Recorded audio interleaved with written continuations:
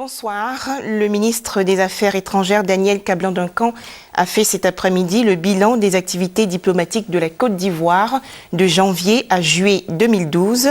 Selon les résultats, on note une offensive diplomatique du président de la République Alassane Ouattara pendant cette période. Le reportage de Hugues Hervé Blé. Ce sont 7 mois d'activité du président de la République et du gouvernement visant au renforcement de la coopération avec les partenaires de la Côte d'Ivoire qui ont été passés en revue. Le ministre d'État, ministre des Affaires étrangères, a dit que ces activités porteuses pour la Côte d'Ivoire sont profitables à la relance des investissements dans le pays, à son repositionnement tant au plan régional qu'à l'échelle continentale et internationale.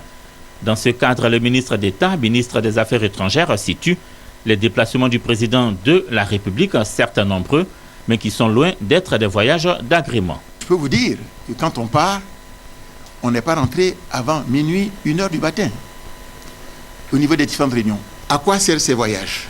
Parce que le fond du problème, il est là. Prenons par exemple le dernier voyage qui a lieu en Chine. 12 projets ont été présentés par le président de la République. D'un montant total de 4 milliards de dollars, ça fait 2000 milliards de francs CFA. Mais si on était assis ici, vous croyez que ce dossier aurait été donc passé là-bas? Prenons le cas de la France. Quand le président est parti là-bas, vous savez qu'il y a une première mission du MEDEF qui est arrivée ici. N'est-ce pas? Il y a une deuxième mission qui va venir en octobre. Vous avez le secteur public qui est bouché. Il y a combien? Autour de 130 000 fonctionnaires en Côte d'Ivoire qui font une masse salariale, m'a-t-on dit, qui navigue entre 850 et 1000 milliards de francs CFA. C'est énorme.